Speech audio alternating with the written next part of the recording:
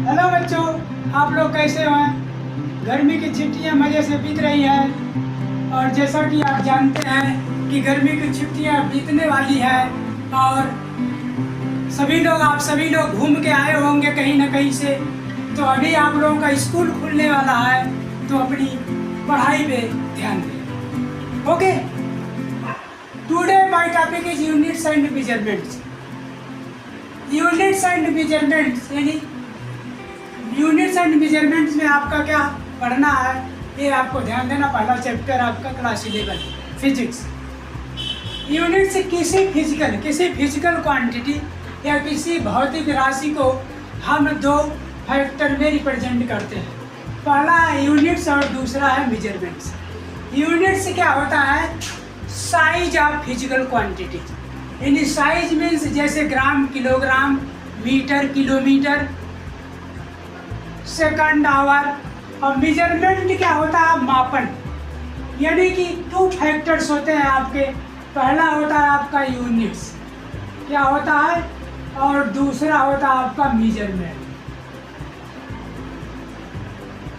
Units क्या होता है? Size of physical quantity.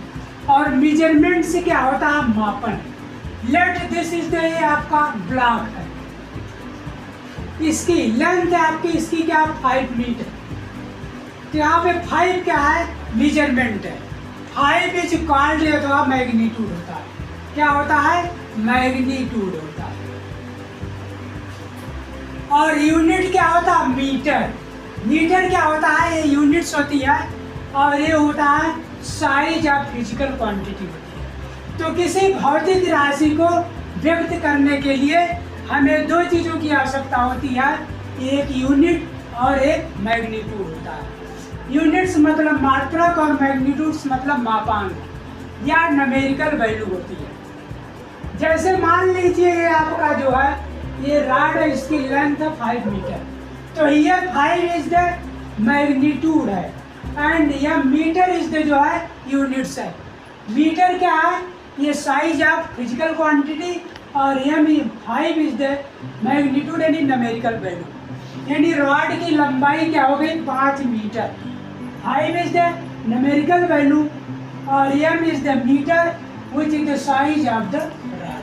ठीक है, तो means N is universally proportional to you, यानी N is universally proportional to U. Numerical value अगर कम है तो वैल्यू ऑफ यूनिट की साइज जो है ज़्यादा होगी। अगर न्यूमेरिकल वैल्यू ज़्यादा है तो वैल्यू ऑफ यूनिट की साइज क्या होगी? कम होगी। तो इट मीन्स होता है N is directly proportional to 1/u, या N U is equal to हो गया आपका कांस्टेंट। एन यू क्या हो गया आपका? कांस्टेंट। तो एन क्या है? न्यूमेरिकल वैल्यू और यू क्या है? Units of physical quantity. तो product of numerical value and units of physical quantity is always constant. Okay, we know that कि फिजिकल क्वांटिटी का मेजरमेंट 3 सिस्टम में होता है, 3 सिस्टम। फर्स्ट होता है MKS, सेकंड होता है आपका CGS एंड थर्ड होता है FPS। For 2 MKS and CGS, मान लीजिए कि MKS में न्यूमेरिकल वैल्यू N1 है और CGS में N2 है। MKS में यूनिट का आपका UN है और CGS में U2 है। तो बाई फार्मूला हो जाएगा आपका formula N1 UN is equal to N2 U2, यानी N1 UN यानी product of numerical value and size of units in MKS system is equal to product of numerical value and size of unit in CGS system. तो N1 UN is equal to N2 U। Okay, आगे और अगर कोई है तो N3 U3 हो जाएगा up to so on. ठीक, तो ये आपका ऑलवेज कांस्टेंट होगा और we converts from one measurement system to another measurement system by this formula, तो this is the important formula for you for conversion of one system to another system. Okay, if M, L, एंड टी। M क्या है आपका मास, L आपका है length, और T क्या है आपका टाइम।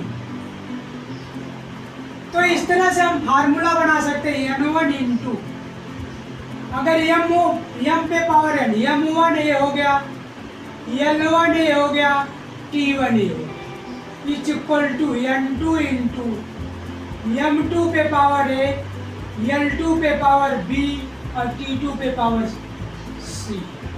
ओके, तो n1 m1 a l1 a t1 a बराबर हो जाएगा n2 into m2 a l2 पे पावर b t2 पे power c, b and c, t2 पे पावर c। यहाँ पे here m is the mass, l is the length and t is the times। ये m के system में m1 l1 और t1, m1 a l1 b होगा और t1 c, l2 a m2 a l2 b t2 c in series system में। तो n1 into e1 m1 a l1 b t1 c is equal to n2 into m2 a l2 b t2 c। तो v इस तरह से v converts n1 to n2 and n2 to n1 from mk system to cgs system and cgs system to mk system। Okay, ks means होता है metre kilogram second, CGS means होता है centimetre gram second, या PS होता है PS foot pound second. यानी कि time की जो यूनिट होगी वो आपका जो है सेम होगी, तीनों सिस्टम में टाइम की यूनिट क्या होगी, सेम। तो unit of time is same in all three systems. Okay, MKS, CGS and FPS. तो ये आपका जो है थ्री मेजरमेंट सिस्टम होता है। क्या होता है, थ्री मेजरमेंट सिस्टम होता है। Okay, here unit of length metre, unit of mass kilogram, unit of time second in MKS system. CGS में unit of metre centimetre, unit of length centimetre, unit of mass gram, unit of time second.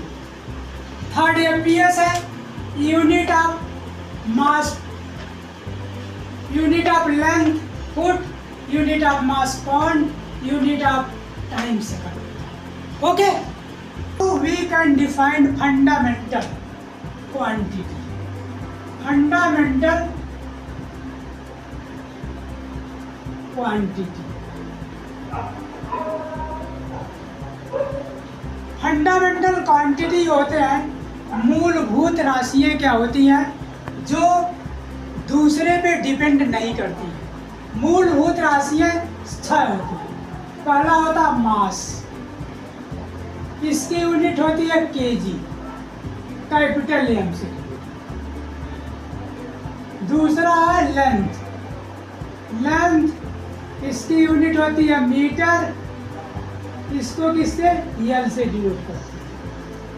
तीसरा होता है आपका time, इसको किससे बोलते हैं, second, इसकी यूनिट होती है, और इसको टी से डिनोट करते हैं। Mass, length, time.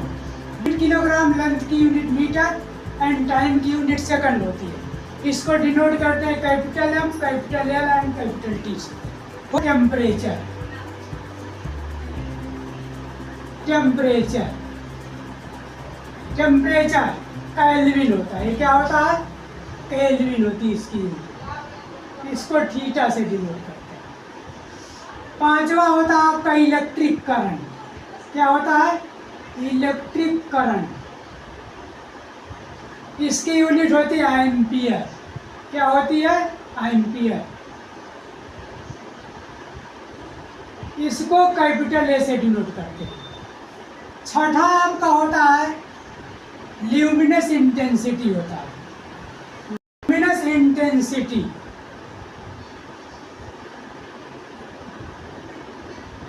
CD से करते हैं। और एक यूनिट होती है आपका मोल। मोल होता है ये अमाउंट ऑफ सब्सटेंस की यूनिट होती है मोल। इन मतलब मोल जो होता है वेट बाई वेट होता है किसी चीज़ का, यानी weight divided by molecular weight होता है। ओके, तो दिस इज द 7 जो होते हैं आपका फंडामेंटल क्वांटिटी होते हैं, और इनके यूनिट को जो है फंडामेंटल यूनिट कहा जाता है। ओके।